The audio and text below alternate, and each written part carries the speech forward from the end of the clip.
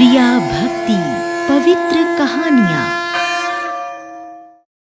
भगवद गीता का चमत्कार। दिनेश, अरे ओ दिनेश, कब तक पड़ा रहेगा बिस्तर पर? जरा बाहर निकल कर देख, सूरज सिर पर चढ़ाया है। ओहो माँ, क्यों सुबह सुबह हल्ला मचा रही हो? अभी 9 ही तो बजे हैं। कुछ तो शर्म कर निकम्मे, हैं? कमाने खाने की उम्र में बिस्तर तोड़ रहा है। चल फौरन उठकर खड़ा हो जा, वरना उठने के लायक नहीं छोड़ूंगा। अपने पिता के डर से दिनेश को बिस्तर से उठना ही पड़ता है, लेकिन उसके चेहरे से साफ पता चल रहा था कि बिस्तर छोड़ते हुए कितना बुरा लग रहा था। लो, अब पड़ गई कलेजे को ठंडक। पता नहीं इस घर में हर किसी को मेरी नींद से क्या दुश्मनी है। दुश्मनी तेरे नींद से नहीं, तेरे आलस से है हमारी। पता नहीं कब ये बात तेरी समझ में आएगी। दिन भर घर में पड़ा पड़ा बस या तो बिस्तर तोड़ता है या फिर मुफ्त की रोटियां। ऐसे काम नहीं चलेगा, कह देता हूं। मैंने मैनेजर साहब से तेरे लिए बात की है। आज बुलाया है तुझे मिलने के लिए। ठीक 10 बजे पहुंच जाना, वरना मुझसे बुरा कोई नहीं होगा। आपसे बुरा तो वैसे भी कोई नहीं है। हैं? क्या क्या बोला तू? दिनेश ने अपने पिता को कोई जवाब नहीं दिया और चुपचाप बाथरूम की तरफ चला गया। 25 साल के हट्टे कट्टे दिनेश के हर दिन की शुरुआत लगभग ऐसे ही होती थी, और ऐसा इसलिए था क्योंकि वो अपनी जिंदगी में पाना तो बहुत कुछ चाहता था, लेकिन उसके लिए क्या करना है, कैसे करना है, ये जानने की उसने कभी कोशिश ही नहीं की। पढ़ा लिखा होने के बावजूद दिनेश कुछ नहीं करता था। दूसरी तरफ दिनेश के पिता उम्र के इस पड़ाव में भी बहुत मेहनत करते थे। वो एक फैक्ट्री में चौकीदार थे और उन्हीं की कमाई से घर चल रहा था। दिनेश की माँ भी घर के सारे काम निपटाकर सिलाई कढ़ाई का काम किया करती थी, लेकिन दिनेश इन दोनों से बिल्कुल अलग था। तू तैयार हो क्या? आजा नाश्ता कर ले। और सुन, तेरे पापा बोल कर गए हैं कि मैनेजर साहब से बहुत अच्छे से बात करना, ऐसे बुझे बुझे मत रहना, ठीक है? इस बार पूरी उम्मीद है कि तुझे नौकरी मिल जाए। हाँ हाँ ठीक है। अब नाश्ता तो दो मुझे, भूख के मारे पेट दर्द हो रहा है। नाश्ता करने के बाद दिनेश घर से निकल जाता है, लेकिन वो इंटरव्यू के लिए फैक्ट्री नहीं जाता, बल्कि घूमता घामता अपने घर से काफी दूर निकल जाता है। तभी उसे रास्ते में एक इस्कॉन मंदिर दिखाई देता है। चलते चलते बहुत थक गया, अब यहीं बैठता हूं थोड़ी देर। दिनेश सारा दिन इस्कॉन मंदिर में ही बैठकर ऊँघता रहता है, और फिर शाम होते ही वो वापस अपने घर पहुंचता है। वो जानता था कि घर जाकर उसे अब क्या जवाब देना है। आ गया बेटा, थक गया होगा, रुक मैं पानी लाती हूँ। अब वैसे मैनेजर साहब से क्या बात हुई? क्या बात होनी थी माँ, वो तो मुझसे मिले ही नहीं, मुझे बाहर बैठा दिया और फिर बुलाया नहीं।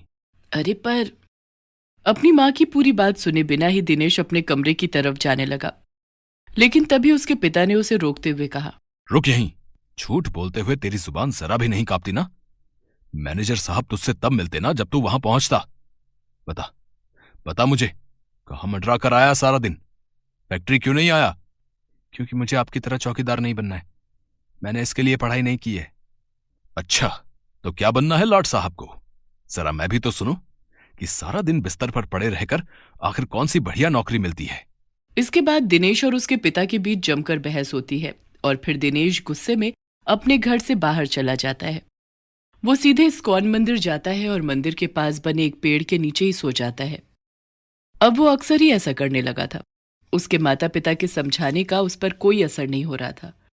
जब भी उसके घर में बहस होती तो वो सीधा इस्कॉन मंदिर में ही आ जाता, क्योंकि यहाँ उसे खाने के लिए प्रसाद भी मिल जाता था और आराम से सोने के लिए पेड़ की ठंडी छांव भी। फिर एक दिन, बेटा तुम कौन हो? मैं तुम्हें कई दिनों से देख रहा हूं। अब कोई परेशानी है क्या? हाँ पंडित जी, परेशान तो मैं हूं। माँ पापा चाहते हैं कि मैं नौकरी करूं, लेकिन मुझे कोई छोटी मोटी नौकरी नहीं करनी। लेकिन वो इस बात को समझते ही नहीं है। उनसे बहस कर करके मैं थक गया हूं, और यहां आकर मुझे बहुत अच्छा लगता है, तो इसीलिए जब भी मन करता है मैं यहां आ जाता हूं। तो ये बात है। वैसे मेरे पास तुम्हारी समस्या का एक हल है। वो क्या पंडित जी? मंदिर के पुजारी जी फौरन अपने थैले से श्रीमद् भागवत गीता की एक प्रति निकालकर दिनेश को देते हैं और उससे कहते हैं, ये लो, इसे पढ़ो, इसमें तुम्हारी हर समस्या का समाधान है। हैं? ये तो गीता है, इसका मैं क्या करूंगा? अब रहने दीजिए पंडित जी, मुझे इसे पढ़ने में कोई दिलचस्पी नहीं है। अच्छा चलो कोई बात नहीं, लेकिन अगर मैं तुम्हें इसे पढ़कर सुनाऊं तो तुम सुनोगे? अब इससे मेरा कुछ फायदा होगा क्या? अब ये तो तुम्हें इसे सुनकर ही पता चलेगा। दिनेश के पास वैसे भी कुछ करने को नहीं था, तो दिनेश ने गीता का सार सुनने के लिए हाँ कह दिया।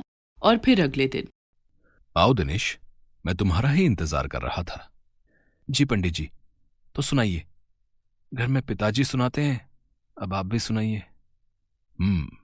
मैं कुछ सुनाऊं उससे पहले तुम मुझे ये बताओ कि तुम क्या जानते हो श्रीमद् भगवद गीता के बारे में? अब जानना क्या है, बस एक किताब ही तो है जिसमें बस उपदेश ही भरे पड़े। बस इतना ही? चलो मैं तुम्हें बताता हूं। महाभारत के युद्ध के समय जब अर्जुन अपने परिवारजनों के विरुद्ध युद्ध करने से मना कर देते हैं, तब भगवान श्री कृष्ण उन्हें परम ज्ञान से अवगत कराते हैं। कर्म और धर्म का यही सच्चा ज्ञान गीता का सार है, जिसे महर्षि वाल्मीकि जी ने इस ग्रंथ में संकलित किया है। लेकिन पंडित जी, मुझे कोई युद्ध थोड़ी ही लड़ना है, तो फिर ये मेरी समस्याओं का समाधान कैसे करेगी? मनुष्य का जीवन किसी युद्ध से कम नहीं है बेटा। गीता में मनुष्य के जीवन से जुड़े हर सवाल का जवाब है। बस जरूरत है तो इसे पढ़कर अच्छे से समझने की। मैं ऐसा करता हूं, सबसे पहले तुम्हें वही श्लोक पढ़कर सुनाता हूं जो तुम्हारी स्थिति के लिए सबसे उपयुक्त है। तो सुनो। जब अर्जुन ने युद्ध भूमि में अपने कर्म को करने से मना कर दिया, तब भगवान श्री कृष्ण ने अर्जुन से कहा, कर्मण्येवाधिकारस्ते मां फलेषु कदाचन मां कर्मफल हेतुर्भू मार्ते संगोस्तत्व कर्मणि। अब ये श्लोक मैंने अपने स्कूल में कई बार सुना था, पर इसका मतलब क्या है पंडित जी? इसका अर्थ है कि इंसान को केवल कर्म करने का ही अधिकार है। उस कर्म का फल क्या होगा ये मनुष्य के हाथ में नहीं है, तो उसे इसकी चिंता नहीं करनी चाहिए। लेकिन इसका मतलब ये भी नहीं कि मनुष्य कर्म ही ना करे। अगर वो ऐसा करेगा तो उसे कुछ भी प्राप्त नहीं होगा।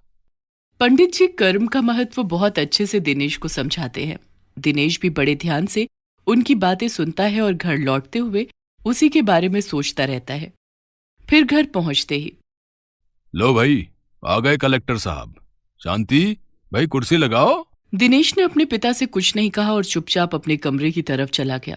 ऐसा पहली बार हो रहा था कि दिनेश ने पलटकर अपने पिता को कोई जवाब नहीं दिया, और ये देखकर उसके पिता को भी हैरानी होती है। फिर अगले दिन दिनेश फिर से इस्कॉन मंदिर पहुंच जाता है। क्या हुआ दिनेश, बड़े उदास दिख रहे हो? कुछ नहीं पंडित जी, वही रोज का नाटक है। सुबह उठो नहीं कि पापा के ताने शुरू हो जाते हैं। मैं भी कब तक सुनूं? रात को तो कुछ नहीं कहा मैंने, लेकिन सुबह फिर मैंने भी खूब सुना दी बातें। ये तो बहुत गलत किया दिनेश, वो तुम्हारे पिता हैं। चलो तो फिर आज तुम्हें इसी को लेकर कुछ सुनाता हूं। ध्यान से सुनो। भगवान श्री कृष्ण कहते हैं, क्रोधात भवति सम्मोहम सम्मोहात् स्मृति विभ्रमः स्मृति भ्रंशाद बुद्धि नाशो बुद्धधीनाशात् प्रणश्यति। अर्थात क्रोध से मनुष्य की बुद्धि भ्रष्ट हो जाती है और उसकी स्मृति भ्रमित हो जाती है, और ऐसा होने पर मनुष्य खुद अपना ही नाश कर बैठता है। पंडित जी की बातों को सुनने के बाद दिनेश को अपनी गलती का एहसास होता है। हाँ पंडित जी, आप शायद सही कह रहे हैं। मैं जब भी पापा से झगड़ा करता हूं तो मुझे सारा दिन कुछ अच्छा नहीं लगता, कुछ करने का मन नहीं करता, और मैं खुश भी नहीं रह पाता। दिनेश भगवद गीता के सार को अपने जीवन से जोड़कर सुन रहा था, और इसीलिए उसे अपनी सारी गलतियां धीरे धीरे समझ में आने लगी थी। सिर्फ इतना ही नहीं, अब उसकी आदतों में भी धीरे धीरे बदलाव आ रहा था। उसे पंडित जी से भगवद गीता के श्लोक सुनना और उनका अर्थ समझना बहुत ही अच्छा लगने लगा था, और इसके लिए अब वो रोज सुबह जल्दी उठकर नहा धोकर मंदिर पहुंच जाता है। अब सुबह को किसी को भी दिनेश को जगाना नहीं पड़ता था। फिर एक दिन, माँ, मुझे नौकरी मिल गई है। क्या बोल रहा है? नशा करके आया है क्या? ओफो, आप भी ना। हाँ बेटा, क्या बोल रहा था तू? पापा, मैं सच बोल रहा हूँ। मैंने जाकर मैनेजर साहब से बात कर ली है। अब से मैं भी फैक्ट्री में चौकीदार का काम करूंगा। हैं? तू सच बोल रहा है? लेकिन तुझे तो... मैं गलत था पापा, मुझे समझ आ गया है कि कोई भी काम छोटा नहीं होता। हमारे हाथ में तो सिर्फ कर्म करना लिखा है, उस कर्म का फल तो ऊपर वाला ही देता है। ये दिनेश पहले से बिल्कुल अलग था। वो अपनी चौकीदारी की नौकरी पूरी मेहनत और मन से करने लगा, और ये देखकर फैक्ट्री के मैनेजर काफी खुश हुए। धीरे धीरे दिनेश की तरक्की होने लगी, और उसकी पढ़ाई लिखाई को देखते हुए उसे चौकीदारी के काम से हटाकर सुपरवाइजर बना दिया जाता है। फिर एक दिन, अरे दिनेश, बड़े दिनों बाद दिखाई दिए। कैसे हो? नौकरी कैसी चल रही है? सब बढ़िया है पंडित जी। मैं आज यहां आपको धन्यवाद कहने आया हूं। मुझे सुपरवाइजर बना दिया गया है। ये सब आपकी वजह से ही हो पाया है। आपने मुझे जो ज्ञान दिया वो अनमोल है, लेकिन फिर भी मैं आपके लिए गुरु दक्षिणा के रूप में ये छोटी सी भेंट लाया हूं। इसे स्वीकार कीजिए। इतना कहकर दिनेश ने कुछ पैसे पंडित जी की तरफ बढ़ा दिए, लेकिन पंडित जी ने उन्हें हाथ भी नहीं लगाया और दिनेश से बोले, मेरे लिए इन कागज के टुकड़ों का कोई मोल नहीं। अगर तुम मुझे कुछ देना चाहते हो तो एक काम करो, इन पैसों से श्रीमद् भगवद गीता की प्रतियां खरीदो और उन्हें उन सबको बांटो जो अपने मार्ग से भटक गए हैं, ताकि उनके जीवन में भी वो बदलाव आ सके जो तुम्हारे जीवन में आया है। पंडित जी की बात सुनकर दिनेश मुस्कुराता है और फिर ठीक वैसा ही करता है जैसा कि पंडित जी ने उससे कहा था, और ऐसा करके उसे बहुत अच्छा लगता है। अब दिनेश और उसके परिवार की हर समस्या सुलझ चुकी थी, और ये सब श्रीमद् भगवद गीता का चमत्कार था।